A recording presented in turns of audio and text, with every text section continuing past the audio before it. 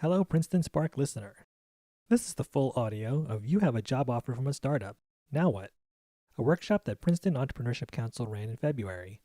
Our thanks goes to the Center for Career Development, Jason Meyer, Tom Vander Schaaff, Rachel Yee, and Greg Brooks for their participation. Thanks for listening. My name is Lauren Vander. I'm with the Princeton Entrepreneurship Council. And in case you don't know what the Princeton Entrepreneurship Council is, our mission is really to support the entrepreneurship ecosystem throughout the Princeton community. So in partnership with Keller and other organizations, we work with students, faculty, alumni. And so if you have any questions about entrepreneurship, we're here to help you. We're in the eHub on the second floor. A couple of things that we do that I think you might find interesting. Oh, I'm not in. There you go. This will be much easier to see. How's that? There.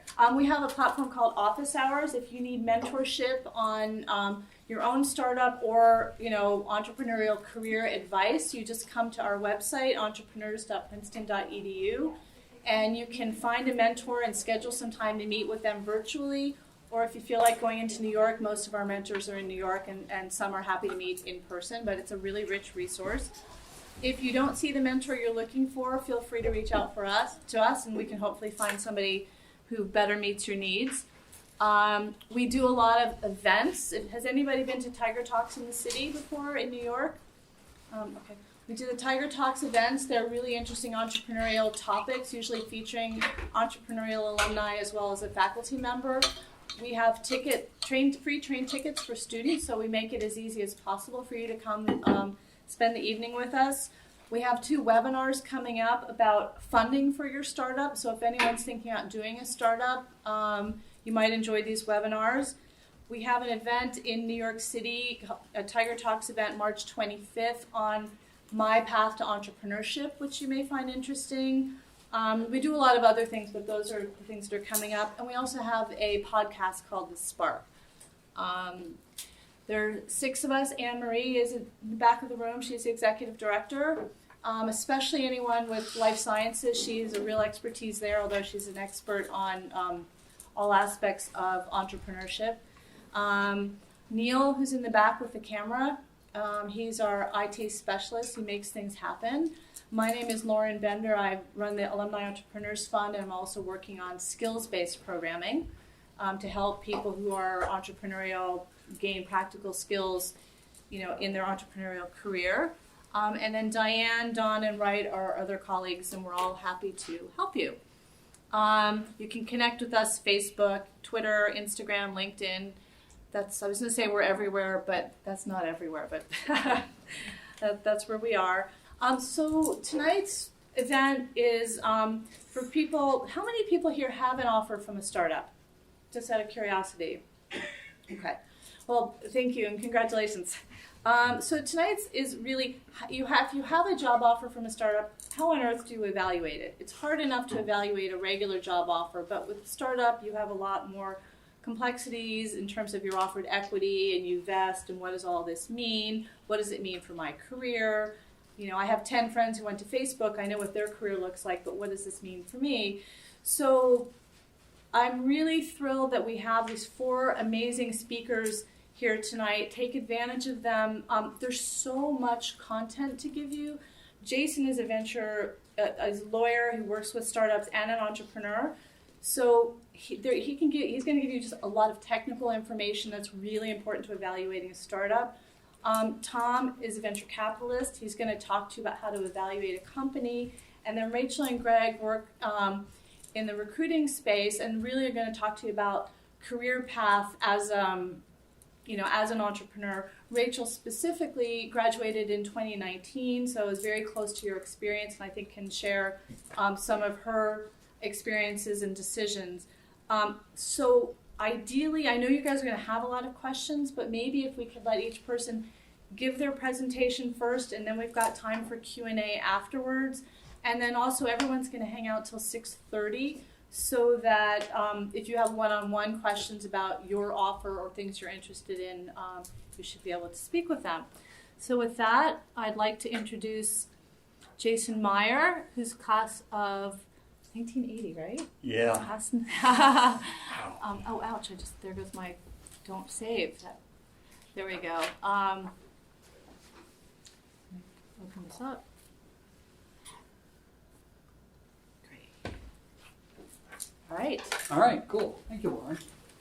Hey, hi, everybody. Thanks for coming out in the rain. You good old familiar Princeton rain. Great to spend time with you. On the question thing, I think the time probably does demand what Lauren said, but like if I've totally lost you, let me know I've lost you while I'm in the middle of talking. And the other thing is I'm in no hurry afterwards. You know, I can stick around and answer your questions. And my office is on Nassau Street, so you can always find me that way too. Who the heck is this alum that they brought up here? Here I get to add things to after my titles. I'm a lawyer. I'm a certified compliance and ethics professional. I've done a bunch of entrepreneurial stuff. Been in big firms, general counsel for a venture-funded company. Started venture-funded companies. Been on C-suites. Ran things. For your purposes, probably the thing I'll warn you about most is the last bullet point that I added for you, which is an advance warning, which is when I was in your seats, I basically majored at WPRB. No, we don't have a major at WPRB, but that was pretty much how I spent my time, and was program director there, and then kept having ripples through my career in the audio world. And now I'm a dad, including dad of people who are exactly your age. Both of those will be very important biographical points later on in my presentation, so I'm giving you this advance warning. What I want to try and cover in the next 20 minutes is very high-level stuff, which basically boils down to, okay, I've been talking to this startup, or I've been talking to a venture-funded company. They sent me a letter that says they want to hire me. What's with this letter? What's in here? What does it mean? It looks fine. Is it fine? How do I read it? And I want to try and give you a very high-level view of the kind of stuff that's in that letter. So part of it is what you're being paid, and especially the equity or stock or piece of the action part of what you're being paid, right? You know what the dollars mean. And if it's with a startup or venture-funded company, then probably those dollars are not as high as the dollars that your friends who are going to, McKinsey or Bank of America are seeing. But it's the rest of it that you're interested in. We'll talk about that. Another thing that's in that letter is what kind of worker are you? What is your relationship to that company? We'll talk about that. We'll talk about who owns what, which is not quite as simple an issue as you might think. And then talk some about your freedom of movement. What else can I do while I work for these people? What will I be able to do when I'm no longer working for these people, assuming that day comes? And at the end of it, I have one real big takeaway for you. So let's start with the money. Show me the money. Okay, well, the letter's going to say for a base salary of X, and you'll probably figure out what that means. And it'll say you're entitled to some benefits, or it won't, and that part will be pretty straightforward. Let's get right to the heart of the matter, which is the part that isn't just cash or benefits. It is compensation in the form of a piece of the action. There are many different types of ways that companies attack this issue. I have myself written these letters in many cases, and my clients approach it in a number of different ways. Let me try and get it to a sort of simple level of definition. So let's say 3 different forms. There's good articles online that would say there's 6 or 7. Let me try and boil it down to 3. All right, one is you get stock. Okay, you get a small piece of the company. You have X shares. You have 10 shares of our 10 million shares. Okay, well, you can figure out what that percentage is. Chances are it won't just be, here, have some shares. It'll be, I have shares, and I will hand them to you if various things happen. That would be restricted stock. So if you see phrases like restricted stock, they're talking about handing you those shares when something happens. So we can talk about what those somethings are in just a minute. Another form is stock options. And for anyone who has seen The Social Network or any other popular accounts or been in this world, right? We all think options. I want options. So they're giving me options. Your friends are asking, do you get options? What the heck are options? Okay. Options are basically the right to buy shares of stock, to buy a piece of ownership for a certain price somewhere in the future.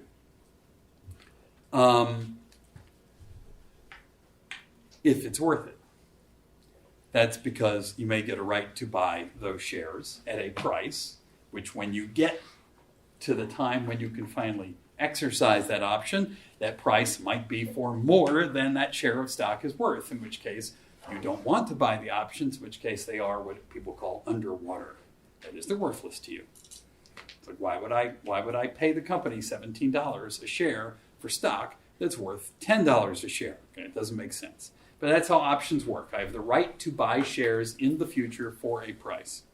And then the third one, and actually I would say among my clients who tend to be privately held and not sort of big VC clients, just because by numbers most entrepreneurial companies aren't sort of big VC companies. They are more angel invested, more private invested, especially if you're really at the startup phase.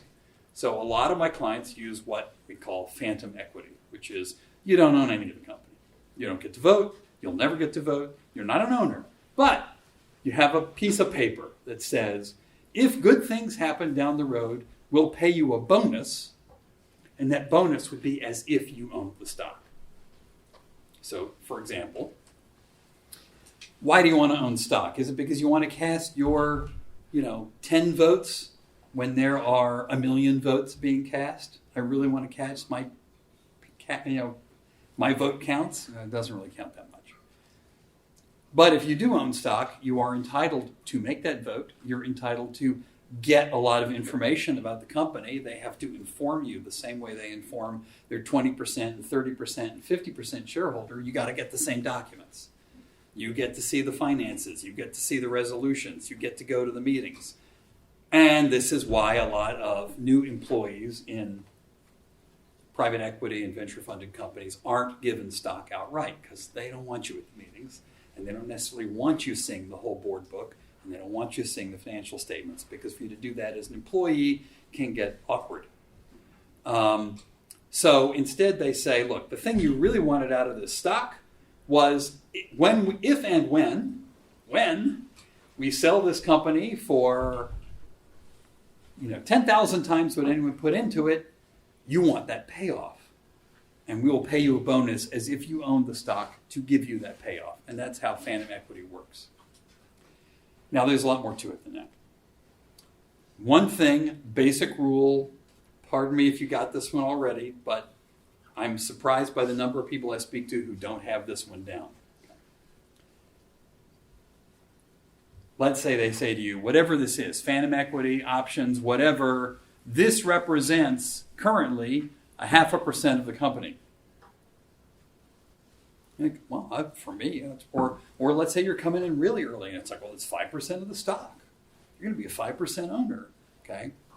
Obviously, you're only a 5% owner, or rights to that 5% if it's one of these other forms, today. When they sell more stock, as they want to raise more money, when the next round of financing comes along, when the venture capital guys come along and they want, rightly so, a pretty good chunk, your 0.5% becomes 0.25%, or it becomes 0.1% or less, right? Numbers aren't percentages, and I'm still surprised at the number of people come to me even who are forming companies, who are entrepreneurs, and they have to kind of explain to their friends, hey, the number is the percentage that number is now is not the percentage that number will necessarily be later. I'm giving you a number of shares, not a percentage of shares. That gets into things like anti-dilution clauses and so forth. We don't need to go there for these purposes. The point is, just be aware of what you're getting. Now, for all those forms of equity, there are various variables that come with them. Things like the pricing on options. You have the strike price or the exercise price. That is, what can I buy that share for? The typical structure would be you have the right, you have an option to buy 1,000 shares for what's the stock worth today on the day you're hired? It's worth $10 a share. Okay, well, you have the right to buy 1,000 shares for $10 a share. So that's going to be worth it when you help the company grow in value. You make the stock worth more money. Down the road, you'll want to buy those shares for $10 because those shares will actually be worth 25, 50. Okay, that's one condition, which is the price. And as I said before, if the price goes up and then the price goes down, by the time you are able to exercise those options may not be worth anything. So that's always a risk on stock options. Will the price be there when I need it to be there? So that goes in the don't count your money before your strike price comes due. Granting and vesting. So you'll see these kinds of words. A grant is when your rights to that start. So it would be things like, we'll give you options to buy 10,000 shares a year, granted on the first day of the year, for 5 years. So it's 2,000 shares a year. Okay, you have zilch rights to any of that stuff before you. That's 10. Before you get to the beginning. At the beginning of the year, maybe you get 20% of that, and then next year 20%. But granting, you've got no rights to that stuff before the grant date. Then you get vesting. Vesting is the period of time over which you can actually exercise those rights, that things sort of ripen. So a typical structure would be, I'll grant you 20% of this every year, and it will vest monthly over the course of that year. Just basically means is, I'm showing you a piece of paper that says you get this, but unless you're around for 5 years, or 3 years, or 10 years, you don't get all of it. Unless you're around for some minimum period of time, you get none of it. Or you'll get conditions, particularly on things like phantom equity or restricted stock grants. You'll get variables, which are things like, you'll get this when you meet your key objectives. We're going to define some key objectives for you, and if you meet them, then we'll open up the door to this stuff. Or if you meet your sales target, then you get this stuff. Or if the company meets its sales target, then you get the stuff. And you'll get this sort of series of conditions. So for any of these things, you need time to pass, usually, and you need these conditions to be met, or you have nothing. So this is all to say, taking the equity is a gamble. It's a gamble that the company is going to increase in value, that you're going to be there long enough for all those conditions to be met, and that while you're there, you and the company will do what's necessary to meet all those conditions. The final thing is, there'll probably be some provision about how you lose all these rights even if you're there long enough. For example, on phantom stock options, it might be, but you also have to be an employee when we sign the contract saying we're going to sell the company. Right? If you decide to take that job on the other side of Brooklyn, a month before we sell and you're gone, you get 0 because you will have forfeited it because you're not here on the key date. Or if you violate company policy and we fire you for cause, you lose it all.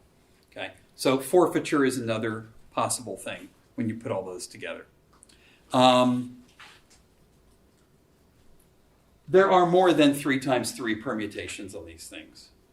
You'll get multiple conditions. You'll get multiple vesting periods and grants. It can get very complex. This is sort of the basic vocabulary. And the question you should ask in that letter is, how long am I prepared to wait? And let me think about that time frame and what happens within that time frame to evaluate whether this grant does me any good. And that is a super high level for the equity portion of it. Let me hit some other things really quickly in the time I have left, and then I'll be here for questions. What kind of worker are you? 3 basic kinds of things to look for in the letter: exempt, non-exempt, and independent contractor. Non-exempt means you're an hourly employee. Okay? I'm going to pay you by the hour. I'm going to pay you by the day. And that means you're entitled to overtime, time and a half when you work more than 8 hours a day, time and a half when you work more than 40 hours a week, et cetera, et cetera.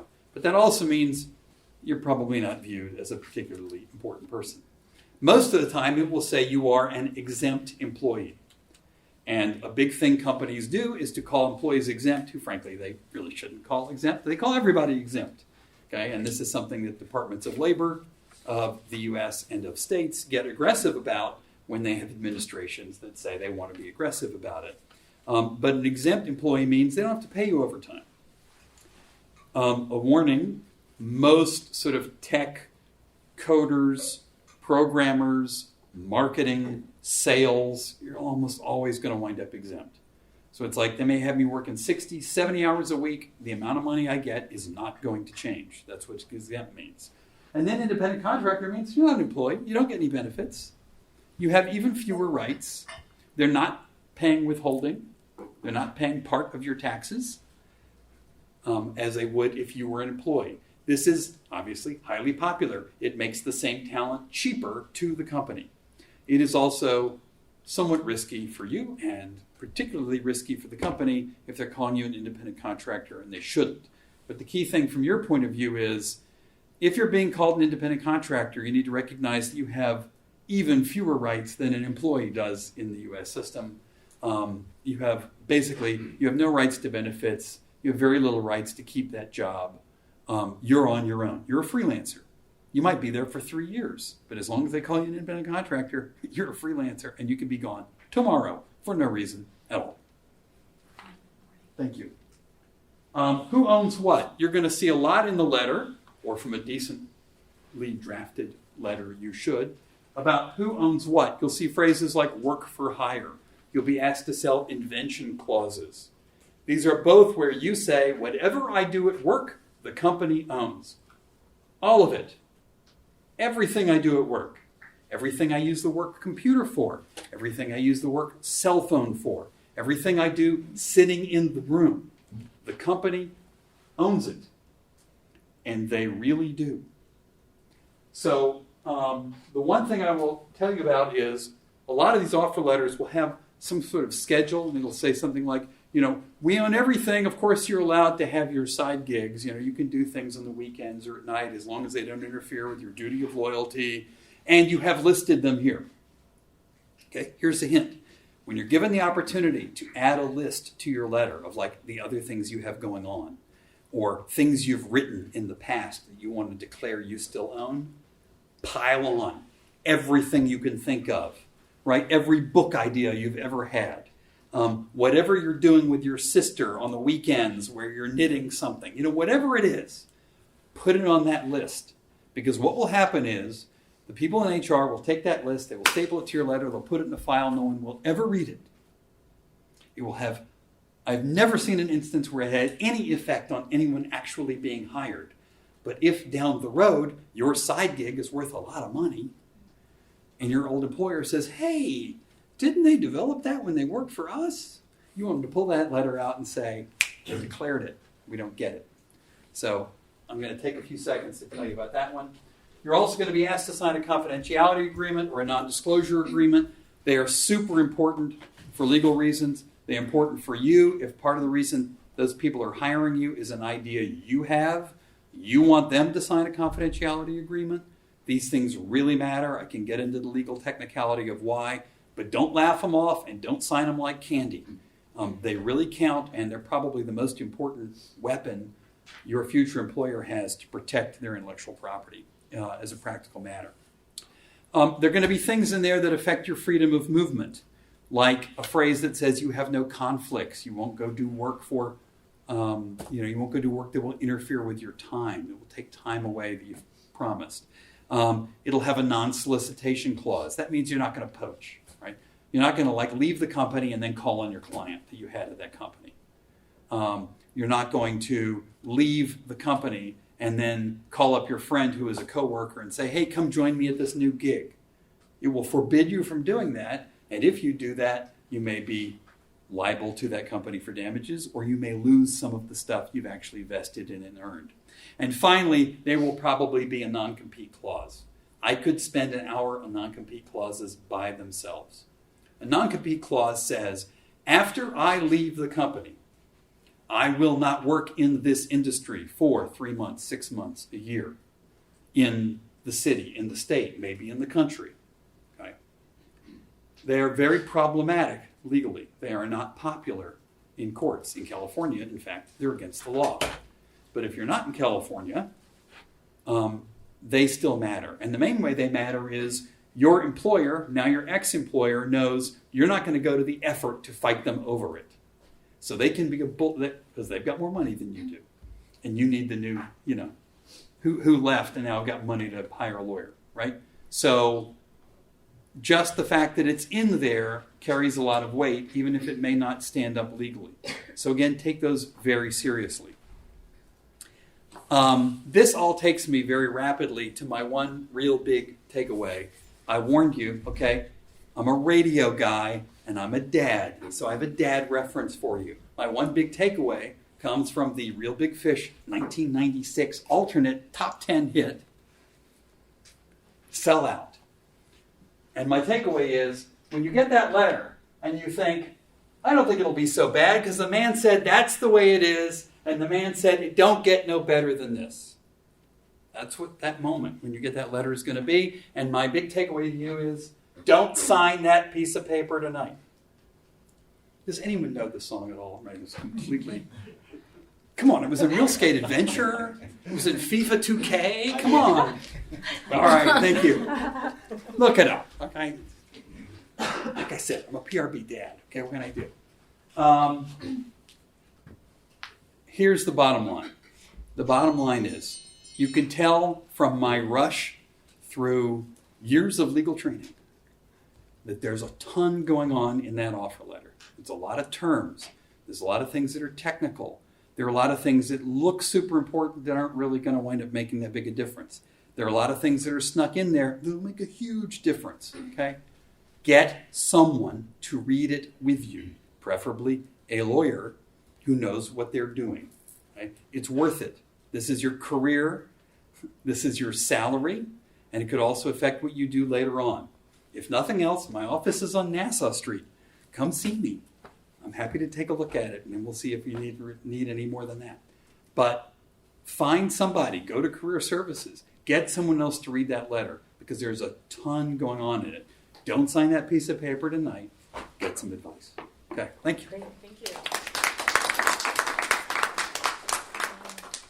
So next up, Tom Vander Schaaff is going to, so if you're listening to one of the things Jason said, when you're looking at this company, you're trying to figure out, is it going to be around? Are my options going to be worth more, when I invest in them in 3 years than they are today?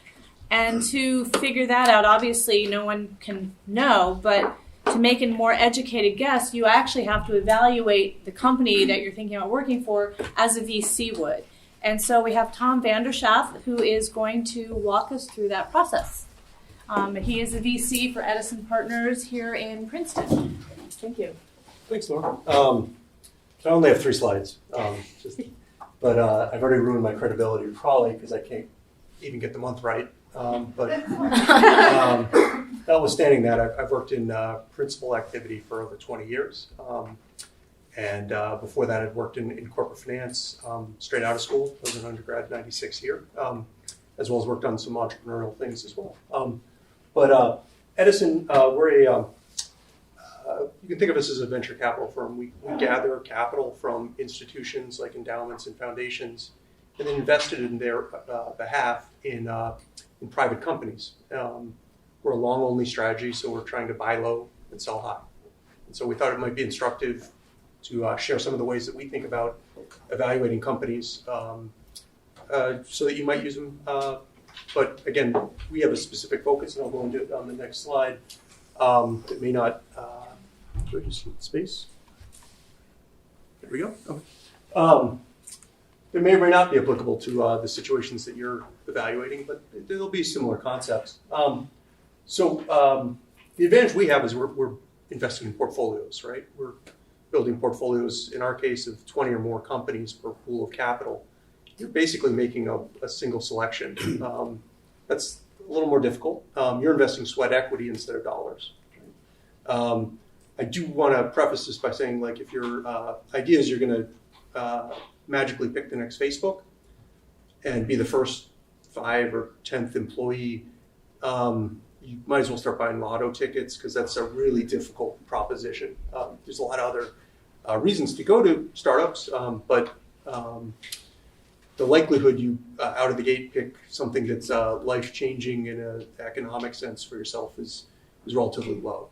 So you should bear that in mind as you go through your thought process. But there's lots of reasons to work with startups beyond just pure economics. But in terms of Edison's positioning and the kind of things that we find attractive, so we're a growth equity investor. We invest in companies that have already had some commercial traction. We look for companies in the B2B space, which means they sell solutions to businesses. Their customers are businesses. And so we partner with entrepreneurs to help build those companies more quickly because they may have had a good deal of success, but they're struggling with how to build out their management teams or grow more quickly. It's a stage of evolution in many companies where they may get to 5 to 20 million in revenue, and then need a partner like ourselves to help grow more quickly to higher goals. So we're not a startup investor in the pure sense of the sort of industry parlance, which is a startup is basically pre-revenue and a few employees most often. But there are also startups that can be thousands of employees, like Tesla, right? That was a startup, consumed millions, hundreds of millions, and then billions of dollars quite quickly in just a very short period of time. That's only to say there's lots of different kinds of industries and startups that you could explore. The way that we look at an investment, and you look at, again, we have the advantage of looking at several hundred for each investment that we make. We look at different criteria, different aspects of the companies to better understand what fits well, either in terms of a return profile or a risk profile that we prefer. And so these are some examples of things that we look for that may or may not be applicable for you, but we're usually the first institutional capital investing in a company. That means that they've been quite creative to get to where they have gotten to with little to no backing from others. That's usually a sign that the entrepreneurial team that's there has a lot of stick-to-itiveness and is well versed in their industry to build something of value with little to no outside help. We're often fairly active investors, so a key part of our evaluation is how well are we going to partner with the folks that are building the company, because we're not day-to-day operators in the business. We're partnering and working as advisors with people, which is a bit of a contrast from, I think, the decisions that you are thinking about. But very similarly, I think you're going to want to focus most of your attention on the people that you're partnering with to get a better sense for who they are and what they'll be like to work with. But also, I think a part that's probably applicable for both investors as well as employees, how much are they going to invest in you in terms of your learning?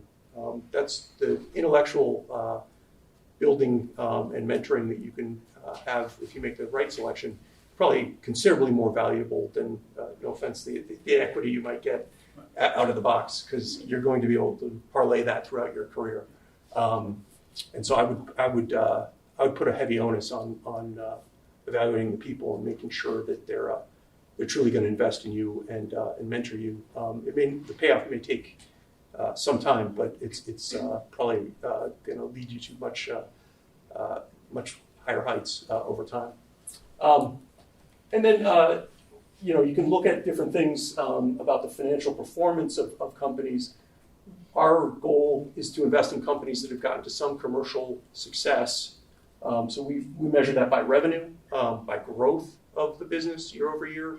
These are things that are important that will help establish for you some baseline of how the company's performing and how, past results may not necessarily assure you of any future results kind of thing. It'll help you get a sense for what it could accomplish, particularly with capital in the future, and hopefully build your equity value.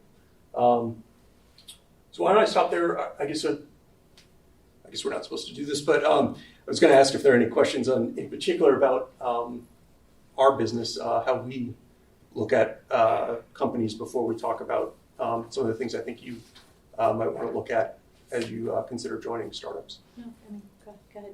Just go ahead. Okay. Oh, I mean, if there was a question, this is a fairly technical slide. Okay, I guess we'll go to the next one. Okay. So what I've offered you here are a couple of samples.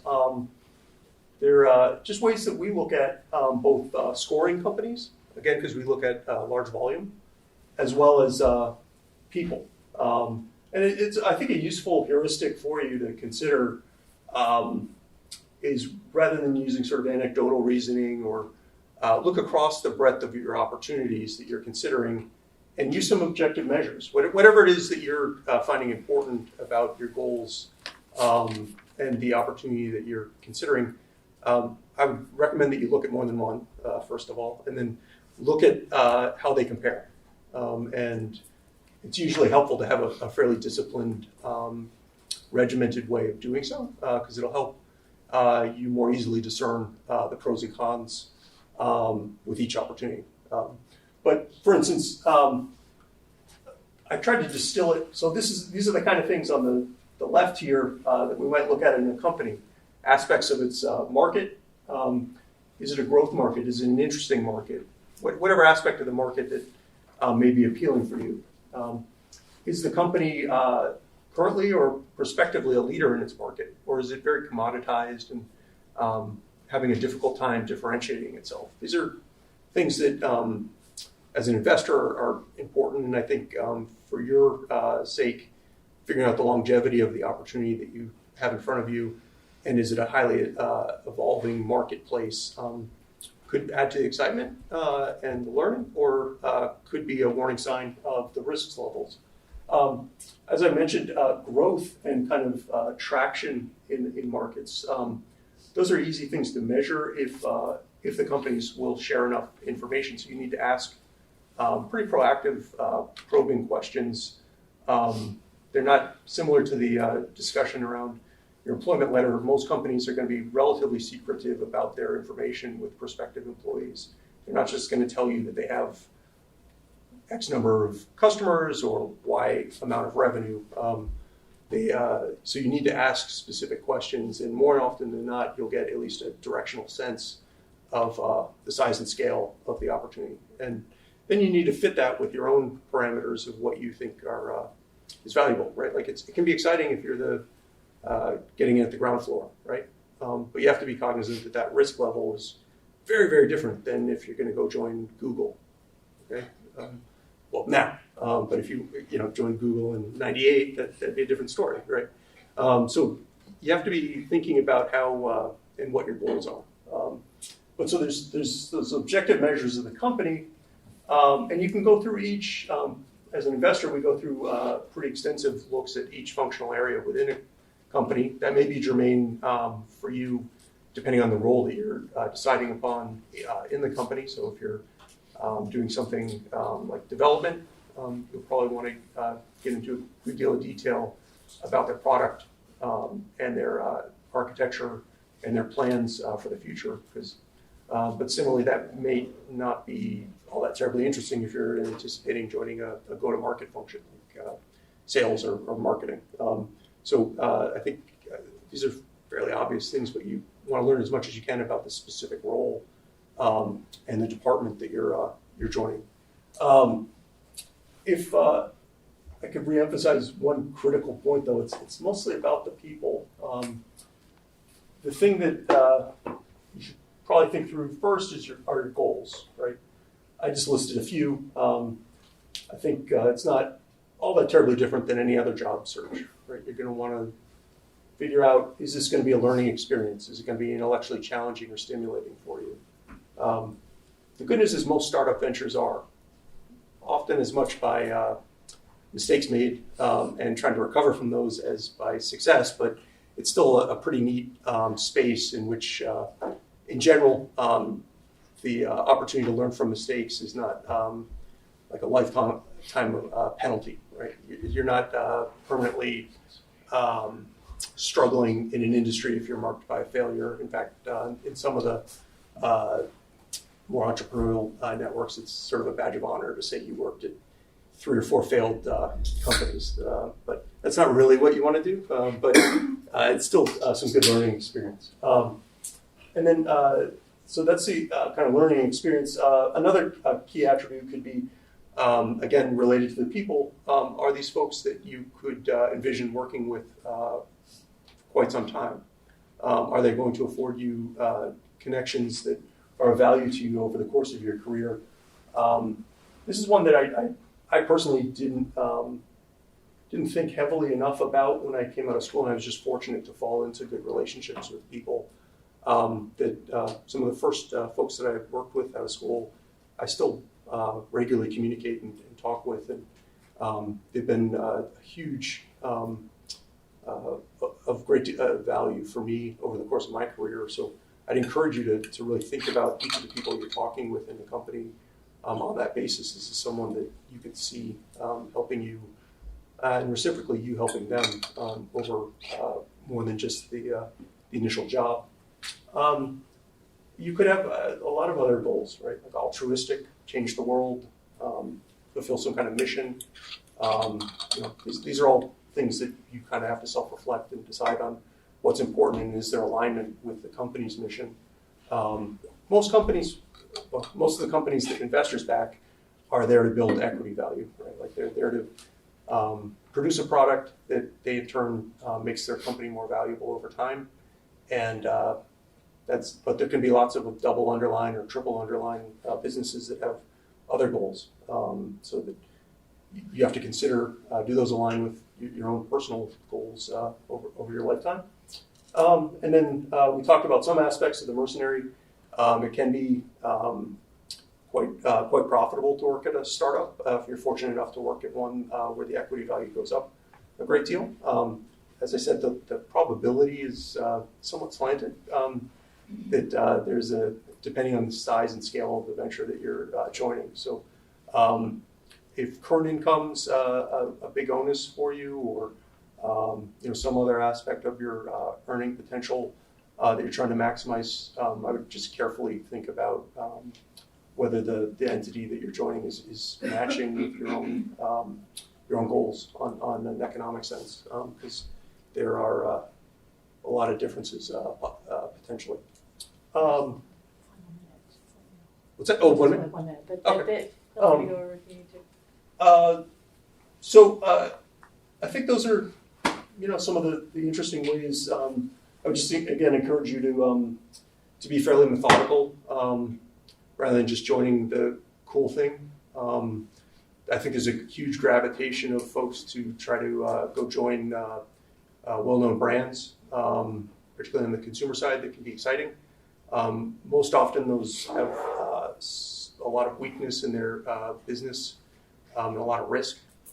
So I'd encourage you to think of both the ups and the downs. But I don't know, that was as fast as I could go to try to pack 20 years of selection into 20 minutes. But hopefully that was helpful. So. Thank you. Sorry, it's not my fault that I made them pack all this experience into a short amount of time, but there's so much to know that I wanted to have them really give you a flavor for everything. And then you can ask questions. So now we've sort of heard about, you have the offer. Technically, is this a good offer I'm willing to sign? Is this a company in an industry I think is going to prosper and give me the experience I want? And now Rachel and Greg are going to talk to you more about, how does this impact your career? And again, from a recruiter's perspective, you're getting experience today that they're going to try to take you and put you somewhere else tomorrow or help you on your career path. And they've seen who succeeds in startups and who doesn't. So really advice about how working for a startup can, impact your career positively and things maybe to watch out for. Are you recording or do you want me to do it? I think I can. Is it okay if I sit for this? Oh, yeah, absolutely. Okay, I'll pop over a little bit. Hi guys, so it's really exciting to be back. I know actually most of you in the room. How are you guys doing today? I know you guys just got back on campus. So I'm drawing from a lot less experience. I've been working for essentially 7 months, but have garnered a lot of data points and have learned a lot in this short amount of time. I guess for those that don't know me, I just graduated in 2019. I served as student body president last year. And I kind of fell into entrepreneurship. To be honest, I was pretty frustrated with how slow things move at our institution. And I was like, oh, if I can apply an entrepreneurial mindset, maybe that would make things go faster. So I went to New York Tiger Track, and that's kind of how I was exposed to, for me, what I thought was probably the basis of most of the entrepreneurial frameworks, and also venture capital, which is kind of, I'll get into kind of the company that I'm working for now. But essentially I got introduced to the company that I'm working for through my thesis, which I was looking at status reproduction and in hiring and venture capital. So that's how I ended up at True. I know it's not a brand that I was familiar with. One, I didn't even know that the industry of executive search even existed. I was like, what is an executive search? What do they do? Essentially, it boils down to finding executives like CEOs, CFOs, board members, and essentially finding the best in the market and placing them into companies. So a little bit about True. They are really, like, what was exciting to me is they are disrupting a pretty old industry. I mean, there are the Shrek firms, which you might have heard of, maybe not. I don't think I ever heard of them, but they're kind of the incumbents. And essentially in the past 7 years, they've become the 7th largest firm in North America, which is amazing. And in the past year alone, they have grown 64%, which I was like, that's an amazing growth rate. Like, I want to see why this is growing. And some of the companies that we work with are like Spotify, Glossier, Juul, Google, like these companies that are consumer. I mean, we do a lot of enterprise as well, but like exciting companies to see what they're looking for in execs. And in terms of what I do on my day-to-day, so I work for the parent company. So our platform has the executive search, which is what Greg does. But we're also launching a venture capital fund, is what I'm working on for 90% of my day. And then we also have a CRM platform built specifically. It's kind of like a Salesforce, but specifically for recruiters. And then we also have executive coaching, where executive coaches will look at an executive team, figure out the gaps, and do agile action plans to figure out where to fill those gaps. So that's essentially what I'm doing now. And Greg, do you want to give a little intro? Yeah, absolutely. So that's a good example of how in a startup you do many things, and your day-to-day can change quite often. I'm on the recruiting side of things, so when I started, we were doing quite a bit of strategic hiring, so really anywhere from a high-level individual contributor up through VP and then into the C-suite. And one of the things that I think we hope to bring here is kind of the recruiter lens. When we initiate with one of our clients, obviously there's a end role that needs to be filled, and there's a skill set behind it. But typically there's different types of profiles that could potentially fit. And so what we do is chat with our clients throughout the course of our search about those different types of backgrounds and see what resonates with them. And oftentimes it's kind of an evolving process. But I think at the end of the day, what we've seen is people be successful who have taken many paths, whether they be startup to startup, or large company to startup, or somewhere in between. And we work from companies anywhere from seed stage up through public. Typically they're in the technology sector, but that's across all practice areas. So hopefully we can bring some sort of lens in terms of the path you choose and how you'll be able to maneuver moving forward from there. Yeah, so this is essentially the framework we're going to try to get through in the next 15 minutes. 1, criteria to negotiate and factors to consider, which our speakers have already gone over, but we'll kind of reiterate some of them. Kind of long and short-term benefits and implications, and then personality factors to consider when thinking about, should I join a startup in the first place, and then go through some possible career trajectories and exit options. Also, we just want to start with, so if you do have an offer, regardless if it's to a startup or not, just the statistics alone are that only 7% of undergraduate women and 30% of undergraduate men even attempt to negotiate. So we included a framework that will be sent out after this. We didn't really want to take time, but this is kind of a little infographic for how to negotiate a salary. So in terms of things that you can negotiate with a startup offer, things that I didn't even think about, you can look at your offer acceptance deadline. I know some companies send out exploding offers, which can put a lot of pressure when you're kind of navigating different offers. So that is something you can always negotiate. Location, that definitely depends on the company, but that's something that you can negotiate as well. Start date, my start date was set for 4 days after graduation. I pushed it back. Base salary, bonus structure, even a relocation stipend, that's something that people don't often think about, but that is a cushion to get you started. Fringe benefits that are like health related, look for healthcare. Other fringe benefits that might be like a cell phone reimbursement or a gym reimbursement, like all of these things that you might not think about, but like add up and paint a bigger picture for what you could be looking for. Equity, which has already been gone over, and even continued education. Like our company pays for up to, I believe, $5,000 of continued education. So I took a class on machine learning this fall, and I'm going to continue taking classes on my own time because I can get paid to learn. So that's something you should continue to keep in mind. Other factors to consider when you're thinking about your overall, offer is think about the product and the team. The people that you'll be working with, I love the people at True. Like, honestly, it's awesome that Greg has come with me. But like, I really look forward to going to work every day. And that's not something I thought I'd be able to say. Even thinking about your commute, if you're going to be commuting into SF, like think about like, if it's an hour and a half commute, like, is that important to you? Like, what kind of time do you want to be spending doing that? In terms of growth, thinking about your personal growth within the company, as well as your professional growth, which I would say later we can talk about that and break them into two separate pieces. Also, even articulating what your concerns are is a really good exercise because maybe that's an area where you can continue to monitor within your first year. Vacation, PTO, this is something we can probably talk about as well, but a lot of startups offer unlimited PTO. I think that is a double-edged sword. A lot of people end up not even taking vacation time off when they have unlimited PTO, but that's something to consider. And then thinking about your criteria and roadmap for promotions, like ask about that. Know what the next steps are. And if they don't have that, maybe creating your own structure. And at the end of the day, it all comes down to a gut feeling after analyzing all the data points. Okay.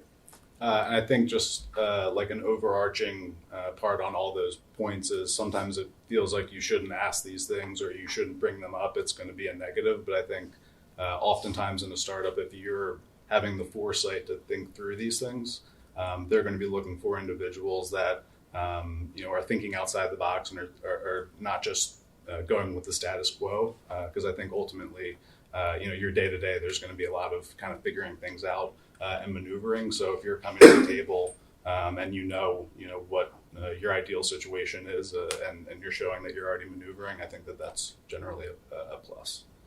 Some things to consider. There's obviously pluses and minuses with anything you're going to do in life and especially in your career. So just kind of taking a look at breaking down early versus later in your career if you do choose to go to a startup. If you go to a startup, one of the big benefits and really what should be a driver for you is the immediate impact. So it's going to be a small team. You're going to be tasked with a lot of things. Typically, every day is going to be a little bit different. If you're the type of person that wants to be able to get in and kind of work hard and solve some problems to really move the needle, you're probably going to have a better opportunity to do that in a startup than a larger company where you're often going to be working within a framework that's already been established. With that, I think that there are, some cons that come with it. Obviously, work-life balance is going to be a consideration. People in startups are working often very long hours through the weekends, et cetera. So, with those benefits, you'd have to consider that. But there are other, positive upsides, including, it's a high risk, high reward situation. I think we've talked about kind of the financial implications or the ability to grow a company, which is always a nice thing. So, ultimately, if you are putting in long hours, hopefully there should be some sort of payoff. You're also getting exposure to a lot of different components of a business.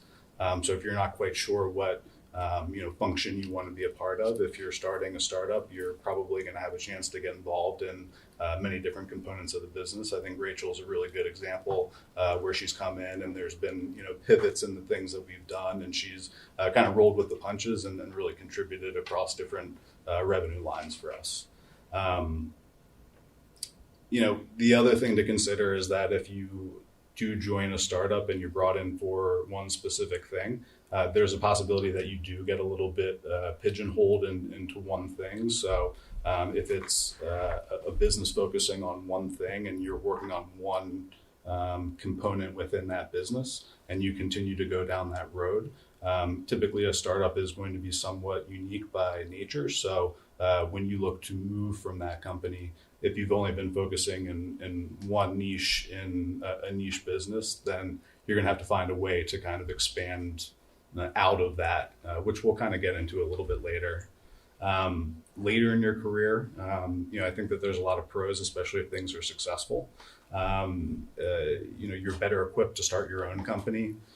We see a lot of folks that are part of a business that scales successfully, and then they may decide that they want to go back to another business that is looking about the same as the one that they started, and they want to scale again.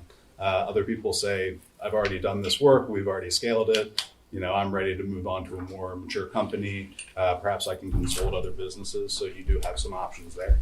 And then from a con side, later in your career, you could be worn out. I mean, you could really pour yourself into a startup that is viable for a long period of time and doesn't reach the level of success that you were hoping that it would. And then if you find yourself later in your career and you've spent all your time at this one startup and it hasn't developed, then you need to find a way to kind of pivot out of that. So I think one of the considerations here is, and I think we mentioned it before, with gut feeling is you will get a feeling when you start working for a startup how things are developing. Is the leadership team doing the things that you would expect them to do for the business to be successful? And I think all of those things will be important for you to keep in mind throughout your time there to make sure that you're ultimately joining a successful organization or making the decision to pivot to another organization. So in terms of personality factors, when you're considering when you have an offer in hand and maybe you're also juggling other competing offers as well, is your risk tolerance. And depending on whether this is very early stage or maybe a little bit later in growth stage, I think that from what I've observed, at least from our Princeton peers, people tend to skew risk intolerant. I would say for myself, I tend to mitigate risk. So when I was thinking through whether to accept an offer from a startup, just kind of keeping that in mind and knowing that I probably need structure when there's a lot of ambiguity. And that's something that you also have to ask yourself, like, what is your comfort with ambiguity? Will you be able to operate or will you shut down? That comes with the ability to manage up. I think that it's a huge opportunity when there's a lot of ambiguity and not a ton of structure to ask for what you need from, leadership and create your own structure.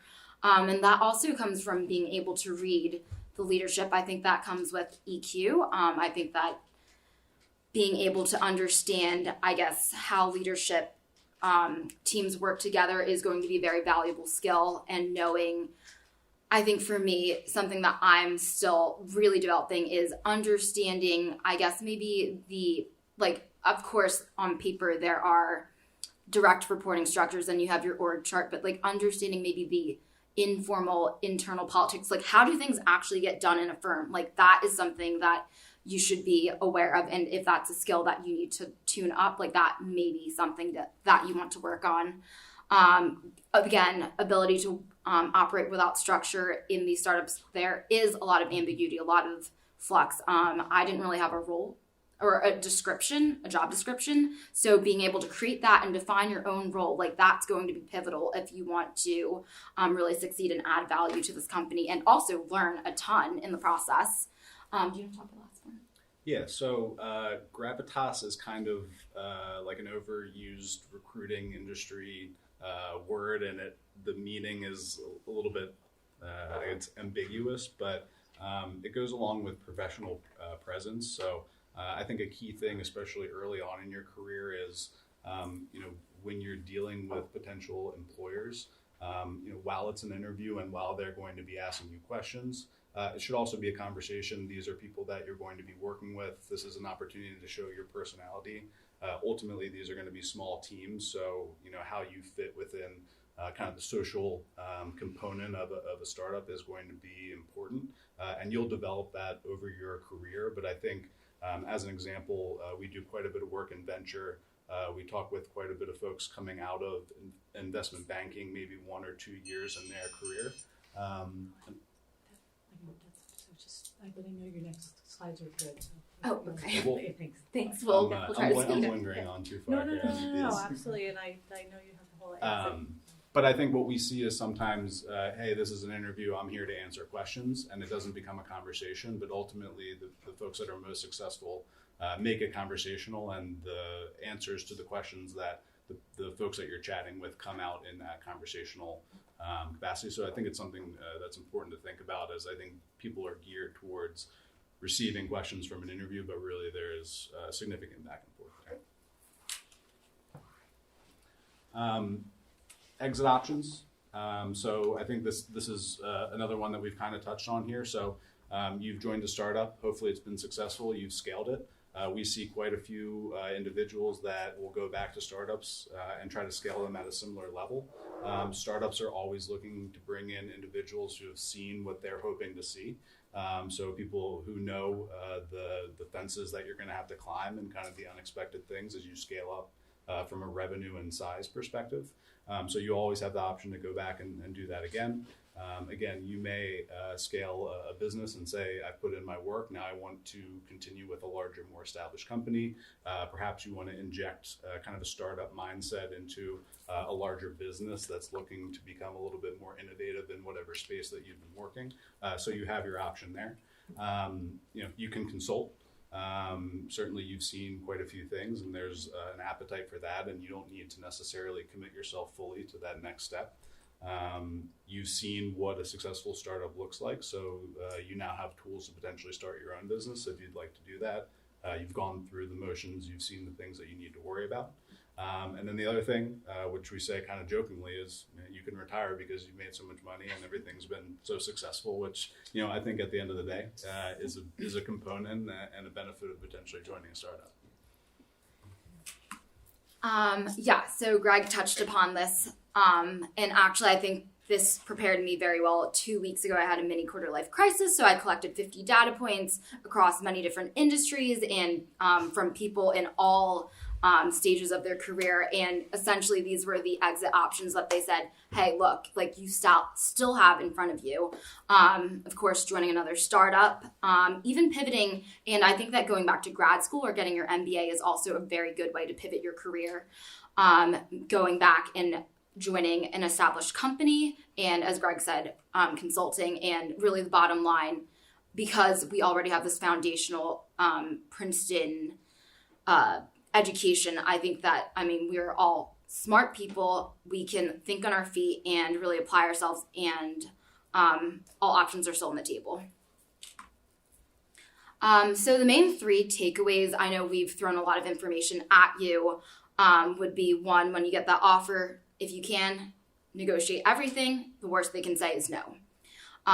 2, you need to consider your own risk appetite and long-term goals.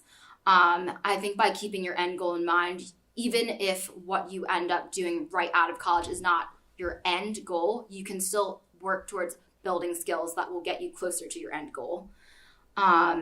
Also, remember, if your first startup isn't successful, you can still leverage the experience to anything you do in the future. And also, I think that this is really important to be able to articulate and create a narrative, and whether it's successful or not successful, being able to have that narrative in mind and keeping that in mind as you're picking projects and, essentially just figuring out where you want to spend your time. And also, just as a reassurance, you have many viable exit options. And I just want to reiterate, yes, we can give you a lot of guidelines, but at the end of the day, really going with your gut is probably going to serve you the best. Also, we don't have time for this, but we did include additional resources that will be sent out. I'll just fly through these slides really quickly just to give you the overview of what would be in them, but happy to discuss anything afterwards. So this is kind of a framework for how I've helped others evaluate. One friend had had offers from Microsoft, Bessemer, and a stealth healthcare startup, and we were able to negotiate all three. So that was an interesting, the framework that we used to kind of evaluate all three of the startups, and what her end goal was interesting and helpful. Some tactical takeaways before the job, kind of thinking through if you want to sign them. There are 5 things right there. And then during the job, once you've actually gotten on the job, this is kind of the framework that I've created for myself when I was like, whoa, am I in the right place? Do I need to reevaluate? Do I need to pivot? I guess I can go through this really quickly, but 3-month check-ins, whether it's with a peer or a mentor, that's super helpful. I try to do hypothesis-driven quarters. I test 2 to 4 things each quarter to see where I'm growing, and pivot as necessary. Actually, free writing a reflection. I'm not the hugest writer, but sitting down and actually forcing yourself to process what you've learned in the past 3 months has been really helpful. Also, creating a 1-page executive summary. I think this not only helps with when you have to update your resume, but being able to remember tangibly what have you contributed to the company, whether that's high, low impact, you can evaluate that. And then also within this executive summary, mapping out your top 3 contributions, learning moments, and areas of improvement. And this is kind of what my one-pager looks like. And then, I think we can probably stop here, but if you have moments of panic or doubt, which may happen from the people I've talked to that have worked in startups, that is normal, and it's good to be able to take a step back and be like, hey, look, yeah, there's a lot of ambiguity and might be really overwhelming right now, but I can structure this, and so this is kind of a framework for how to deal with that. Perfect, thank you. And if anyone is in here who didn't sign up, come give me your email address, because our presenters have all generously agreed that we can share their presentation. So if there's something that you missed, so why don't we open it up just to a couple of questions to the whole group, and then we can mingle a bit. Yes? I have a question. I think it's applicable to everyone.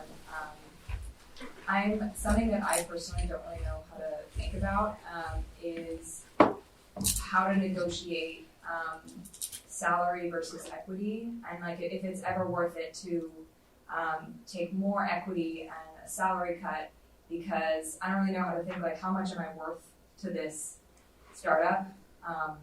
What's your framework for thinking about that? And do you ever think it's a good idea in the first place?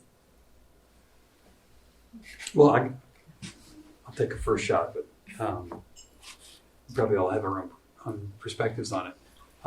The first thing is I want to reemphasize what Rachel said, and what's sort of at the heart of my presentation as well, which is do not hold back on negotiating. Always feel free to ask. Don't make the assumption, I can't say anything, they'll hate me, they'll take the offer away, it's not going to get me better. Even larger companies, even fairly rigid offers, there's places in there where they may be able to do something, and it would be very rare that you'd lose anything by asking. So first of all, feel free to ask. The second thing is, the equity versus cash thing is absolutely the old bird in the hand versus the 2 in the bush.